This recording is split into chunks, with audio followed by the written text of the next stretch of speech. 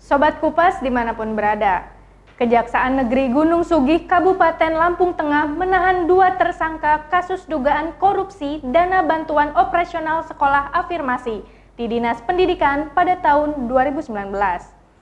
Kasih Intelijen Kejaksaan Lamteng, Topo Dasawulan menjelaskan pada Kamis 31 Maret 2022. Kedua tersangka yang ditahan atas nama Erna selaku rekanan dan Arianto, mantan Kabid Dikdas pada Dinas Pendidikan Kabupaten setempat. Mereka ditahan setelah Polres Lamteng menyerahkan kelengkapan berkasnya. Kini, 2 orang itu dititipkan di Lapas Kelas 2B Gunung Sugih selama 20 hari, sembari menunggu administrasi pelimpahan berkas ke Pengadilan Tipikor Bandar Lampung untuk disidangkan. Uang itu diperuntukkan belanja alat. Di antaranya komputer dan proyektor sebanyak 6 paket untuk setiap sekolah yang mendapatkan dana tersebut. Berdasar hasil audit dari Badan Pemeriksa Keuangan dan Pembangunan, tersangka telah merugikan negara sebesar 4,6 miliar. Modusnya, kedua tersangka meminta password dan email masing-masing sekolah dan mereka yang mengondisikan sendiri dari mulai belanja barang dan memasukkan ke sistem di sekolah, sehingga pihak sekolah tidak tahu sama sekali terkait harga barang.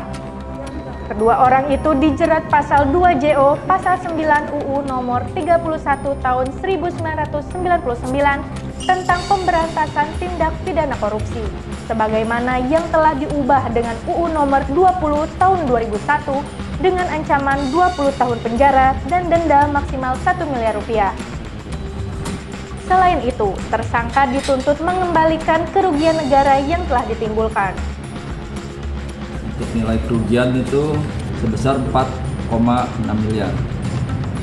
Dan saat ini para tersangka dilakukan penahanan untuk 20 hari ke depan di Lapas Gunung Sugih. Itu ada 163 sekolah. Tingkat SD? Tingkat SD. Ya. Jumlah anggaran dari pusat itu Bang berapa? Dari pusat itu 16 miliar 475 juta. Pemirsa Kupas TV, Dana BOS Afirmasi adalah program pemerintah pusat yang dialokasikan bagi satuan pendidikan dasar dan menengah yang berada di daerah khusus dan ditetapkan oleh kementerian. Daerah khusus yang mendapatkan dana BOS berdasarkan kondisi geografis tersebut terdiri dari daerah terpencil atau terbelakang, daerah dengan kondisi masyarakat adat terpencil, daerah perbatasan dengan negara lain, dan daerah pulau terpencil dan terluar. Sekolah penggerak ini lebih banyak mendapatkan kucuran dana. Alasannya karena sekolah penggerak dituntut untuk melakukan transformasi sekolah. Dari Lampung Tengah, Sutowo, Kupas TV melaporkan.